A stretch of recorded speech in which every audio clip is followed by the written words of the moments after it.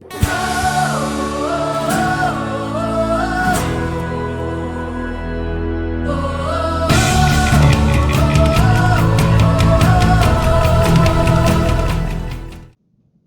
I'm Jason Bates, owner of Electrum Financial, where a mortgage is not just a flip of the coin. So if you're looking to purchase or refinance in the state of Arizona, please reach out. I'd love to help you with that transaction. If you're watching this on Roku or on Amazon Fire, please write the review of the channel. Tell your friends and family. Share with everybody that you know is looking to purchase or refinance or needs to refinance. Certainly would love that support. All right, so I want to dive into today's topic, which is why people don't shop for a mortgage. Now, I've got my theories, and I want to bring them up here for you and share them here with you. But you may or may not fall into these categories. I'd be interested to hear what you have to say, so please write your comments in the comments if you're watching this on YouTube. Watching this again on Roku or on Amazon Fire, which this is. You can just download the app Prem TV and get this content on there as well. Please write a review of the channel or reach out to me. I'd love to hear from you that way too. All right, so let's dive right into this. This is a big one. Let me get to my bearings here. First and foremost, we're busy. People are too busy. Hey, I get it. Everybody's busy. We're all busy in our lives. We've all got these other things that distract us from the task at hand, whatever that task may be. But remember, this is the biggest investment of your life. So you need to make the time to shop to get the best deal. You're going to be making this payment for a very, very long time, potentially a long time. And so you want to make sure that you're getting the best. And also, you want to shop to get the best fees and service. A lot goes into a mortgage. This is a complicated process. It's not an easy process. So don't think it's just like swiping your debit card at the grocery store and you're done. You got your groceries. It doesn't work that way in the mortgage world. So it does take time. I know you're busy, but block out a certain part of your day, get with somebody and shop to get the best deal. Ask them some very good questions. Take the time too to write down some questions you may want to ask your loan officer. Good advice there. All right, you're afraid that having your credit pulled will drop your credit score. This is a big one. This is a huge one. I hear this all the time, and I can't say enough about this particular question all the time. So the conversation kind of goes like this. Jason, just had my credit pulled. My credit is X. What's the best rate that you can offer me? Okay, that gives us a starting point, but it's not necessarily what I would pull when it comes to a credit score. So we want to make sure two things. Number one, when you have your credit pulled and you're getting my free credit report or Credit Karma or whatever service that you're getting off the internet, that credit score is not going to be the same credit score that I'm going to pull. That is a different algorithm that produces that score. It doesn't use the FICO algorithm. They use their own proprietary internal algorithm to produce a score. So it's not going to be the same that the lenders are going to use. That's number one.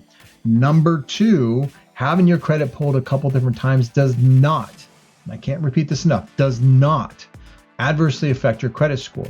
Now, with that being said, credit scores are derived from a set of filters that the lenders put in place based on their appetite for risk. Now, some people jumping out of an airplane, hey, no risk at all. Others, like, you wouldn't catch me dead doing that, right? So credit is no different than that. Remember, these banks and lenders have to answer to shareholders ultimately. And so there's an appetite for risk in order to do that. And so that appetite for risk may not be as big as other people's appetite for risk. Therefore, the credit scores may be different. And that's a lot of times misinterpreted that because they had an inquiry, all of a sudden their credit score dropped. Inquiries can adversely affect your credit, but only if you have your credit pulled multiple times within a short period of time, like a car dealership. Car dealerships are notorious for that. They'll have your credit pulled in 20 times in the span of an hour. And if I'm the 20th person or 21st person who's pulled your credit, I have no way of knowing if that first person actually extended credit to you. It's what they call double apping.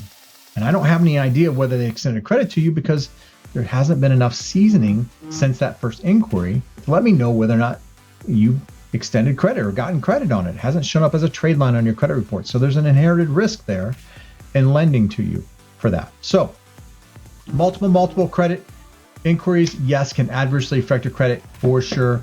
But within, I say 3 to 4 inquiries within a week period does not adversely affect your credit at all. So don't let inquiries stop you from shopping to get the best deal. Number one. All right. Second thing here is you trust the referral or the big bank brand. So realtor refers you over. Hey, I got a guy for that. Call my lender. You trust that, and there you go. You don't shop it because you heard what you needed to hear, right? I got approved. Let's go. We're ready to go. Or you say, hey, I see, on every street corner, every other corner, I see big bank brand or my credit union or this and that and the other. And therefore, because I see it, I trust it. Well, these are big mistakes in my opinion. So always get a second opinion, right? Always get a second opinion. You don't go to, a pediatrician when you want to get a heart surgery, right? Yeah, they're a doctor. It's still a doctor, right? But they don't specialize in that. So some of these big banks don't specialize in mortgages, believe it or not. They don't specialize in that. And some others kind of do specialize in it, right? There's some mortgage bankers that specialize in nothing but mortgages. Obviously, me as a mortgage broker, that's all I do. So I specialize in that, but not all banks, big banks, credit unions especially, they just don't specialize in mortgages. They just don't do them very, very well at all. They can offer maybe some good rates in your particular marketplace, but their service is horrible. The service is horrible. And that's the other thing too, that I would highly, and ask you to ask your lender is, what are your fees? What are your turn times? And what assurances can you give me that we will close on time on a purchase? Now, on a refinance, not that big of a deal, right? But on a purchase, there's a lot of money at stake here. Your earnest money and some penalties and potentially even getting sued. So there could be some financial obligations that you're going to incur if you don't close on time. So you got to work with somebody reputable. Don't always just take the first referral that you get. Compare them to make sure that they're the good ones. And that person may give you a great referral. And that very well may be the case. But just for your own peace of mind, make a couple different phone calls to make sure that person has referred you to a great person and you're getting the best deal. So it's a way of vetting that referral, if you will. So second thing here, or fourth thing I should say here, afraid that you'll be told no. So yeah, we always say, you get this person over here, they're going to give you the deal. And then you're afraid over here that you're not going to get the deal. Or maybe the first person said, nah, I can't get the deal. And so then you stopped. You stopped all your shopping. Like I said, the appetite for risk, right? So if you go to the big bank and you've got like a little bit marginal credit, we already know that during this COVID situation, Chase Bank has said, hey, if you don't have, if you're below a 720 credit score, we don't even want to talk to you, right? We got to answer to our shareholders. We want to keep the integrity of our portfolio at a certain level. Therefore, we don't want to talk to you unless you're above a 720 credit score. So if you called that bank and they said, nah, we can't help you, sorry. Then all of a sudden you think, well, I don't want to call somebody else and hear no. Who wants to hear no? We always want to hear yes, especially when it comes to a home purchase, right? It's an emotional decision. It's a big decision. It's your American dream. It's your slice of the pie. And so you want to be told yes. You want to be told yes, that you can purchase this home. And if you've been told no, you kind of stop. Don't let that discourage you. There are many, many programs out there. Myself, I work with about 36 different lenders. So I'm pretty savvy when it comes to the different types of programs that are available to you. If you do have marginal credit or a kind of a unique income situation, I've got plenty of programs out there that can help you get into the home of your dreams. So reach out to a mortgage broker. That's probably where I would start first. Obviously, a little partial to that, being a mortgage broker, but I've worked in all three. I've worked at the big banks, I've worked at a mortgage banker, and I've also worked extensively as a mortgage broker. And I can tell you from my own personal experience, mortgage brokers do 9 times out of 10 offer a better deal than what you're going to get anywhere else. There's always these one-offs. You can't control that, right? Where they got some internal specialty program that they're going to portfolio, and I just can't touch that.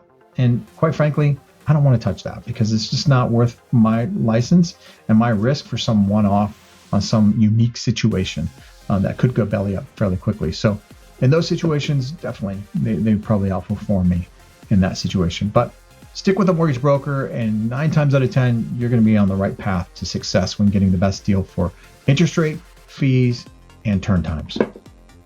All right, last thing here is the first deal sounds good enough, right? You've been told, hey, I've been approved, I'm good to go. And they offer you, for example, FHA as a loan.